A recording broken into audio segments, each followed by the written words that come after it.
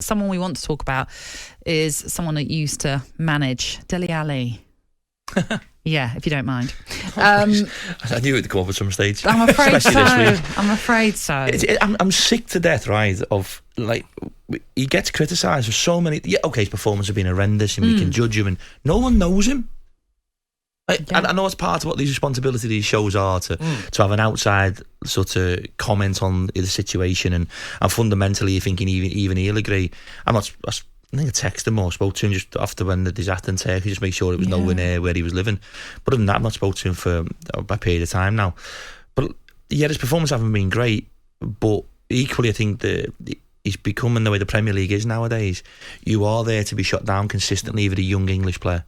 You really are, and whether that be the Phil Foden, the people like that, it's almost like once they reach this height, then all of a sudden there's a downward spiral to where we want them to go, to bring them down, to make them topics of conversation. And even just this week, this is not coming from him, but I read some of the articles this week about him going, well, the word was AWOL, wasn't it? Yeah, from Besiktas, where he's on loan. And then I spoke to somebody, and the manager gave him permission to go to the doctors, and he knew where he was.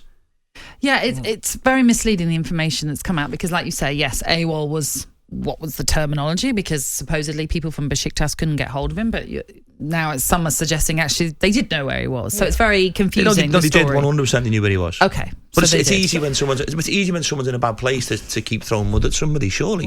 Yeah, and this is part of maybe the downward spiral in his performance. The one mistake he makes that we want to jump all over at the beginning of his career, when he made many mistakes, by the way, on and off the pitch probably, but that one moment of magic was the headlines.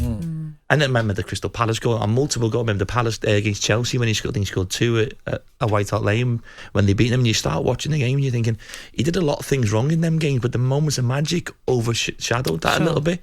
And because we were only speaking about the positive part of Dele, then that became the news story. But because as it spirals and the negativity that increases on top of him, as he done things off the pitch that support what you should do on the pitch, he'd probably say no at certain stages. See, I want to ask you, because Jose Mourinho, when they did the All or Nothing, there was a piece in that where he said about he's renowned for not being a good trainer. Now, there's stories behind that, and I know there's certain aspects of this which I don't feel like I can maybe talk about, but there's certain parts of that. Listen, they're edited. Certain things are edited to make things you see what you want to see. And I think there were certain parts of it that were edited in a way to make him look the way he did. Right.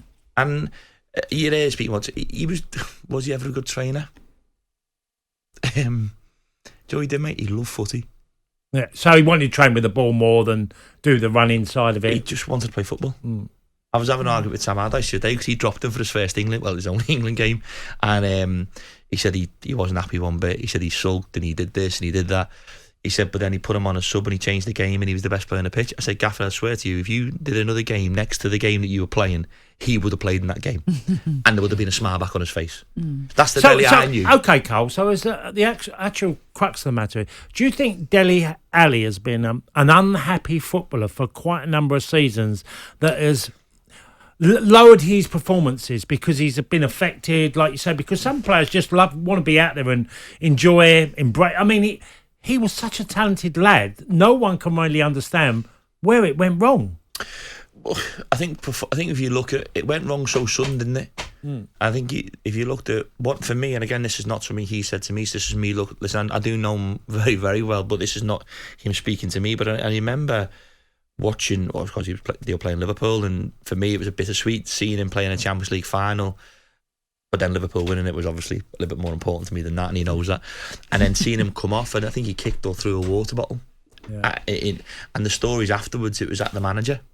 And you've come off a pitch. Yeah. You don't know who's in front of you when you're angry. You don't know. Sometimes you don't know what you're doing. I've kicked the water bottle and it's gone into the stand, and I've been booked for it, and I've said things, but in the moment you don't realise that you're doing it. And from that moment on, I think his career, that was the moment, because if you think of the game before that was away at Ajax, wasn't it? When he was magical on the day when they got through to the final. So for that spiral to be so quick, I think it's just public perception at certain stages, and some of the things he's done that he'll have to accept responsibility for.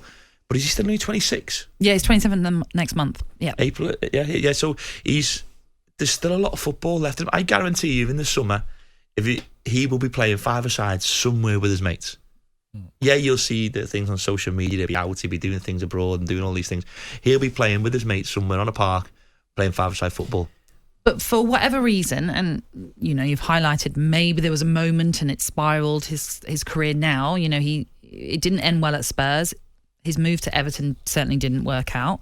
It's gone on loan at Besiktas. There are some reports saying it's not been the best of time for him out there either. Do you think Is that the media? Absolutely. Because, have you seen him play? No, I haven't. That's what I'm saying. Reports. That's why I say reports. But I have a perception on that he's not doing well either. Of course, I've not seen one game. No, and I totally agree with you. But what I was going to ask you is, he is 27 next month. Does he still have enough time to resurrect his career and get back to being that Dele Alli that we were all so excited about? I don't think I think part of what we were so excited about was the future. Yeah, so was that when he gets the to 20, so we're never going to be excited by the future of Dele Alli. I think it's finding that moment. I think his next. People have always said his next step was Everton, didn't work. His next step was Besiktas, and we're reading it's not working. But for me, I just want to see him strip back and just playing free and playing just him. If you leave him to him, he's magical. Some of the things he can do with the football, and we've seen that on the world stage. I understand as well. There's got to be an aspect that, and by the way, if you look at all the data, he's one of the hardest working, highest distance covered when he does play. So you can't. I think his persona sometimes can look flippant. Right. I think he does have that laboured, but he always had that. He always had that. I remember pinning him up against the wall at times. I remember him getting dragged in a dressing room once by a senior player because he had this look on his face which was a smirk, and I lost it with him, and a senior player lost it with him as well. And he wasn't smirking; it was just him. He wasn't. I remember speaking to him afterwards. He went, "Gaffer, I wasn't trying to be rude or disrespectful." When you listen to him, you go, "Oh, I get you a little bit more." And the more you with him, the more time you spend with him, the more you understand him, the more he actually is quite a kind and caring human being. He's made mistakes. There's not one of us in this room that hasn't made mistakes within our lives and done things that we regret. And we live through all of them moments as well. But equally, he's still a human being that still loves football. But he's been, again, the industry is... The player that was on X amount of money performing above his wages was a genius. We're excited. Then you get the contract, you're underperforming what you're getting paid, you're still the same person. Your salary is the salary that other teams decide to pay you, and you fight for the right to earn what you want to earn, but you're still the same person. I mean, you maybe have to buy different things, you can cars and different houses and different ways of living your lifestyle, granted, but he's still that same 15 little so-and-so when I see him now. And he was up there he was a nightmare. Do you think he's more than capable of returning to the Premier League? Right now, where he is, I would say no. Okay. Because from where he's in Besiktas to come to the Premier League is the greatest league in the world. It really is. And what is the Premier League? The top of the Premier League, the middle of the Premier League, the bottom of the Premier League? Because the type of player that he is, he has to play in them teams where, you do maybe sometimes dominate the ball a little bit more, and he has that flippancy of his game to actually affect the game. I don't know. I'm sure in this team you only get so many rolls of the dice sometimes, and when there's a perception, I left England with a bad perception when I was 31, and I rediscovered myself abroad, and I thought that would happen with Dele Alli. That's not to say it still might be that that chance out there for him to go to a France or to a Spain and find a career again. Was it hard going abroad for you? But I was very vulnerable in the dressing room, and it was the best thing that happened to me, because now I wasn't one of the lads in the British dressing room, that I sort of towed the line, wanted to be one of the lads, and that's stupid by me. And then when I got to France, I decided it's all about me now. I've got to work as hard as I can. I've got to prove to the players that I'm good enough to play here, and I got the fittest I ever got. And I was on the downward spiral. Was that because you were off the pitch, you were more professional, you got fitter? Yeah, I was. I played in England at 14 stone. In France, I was 13.6. Everybody used to say you look ill, because I was so trim in my face, and I think Dele Alli, look, he's 27, it's still such a young age, but he's got to find a big hunger inside him.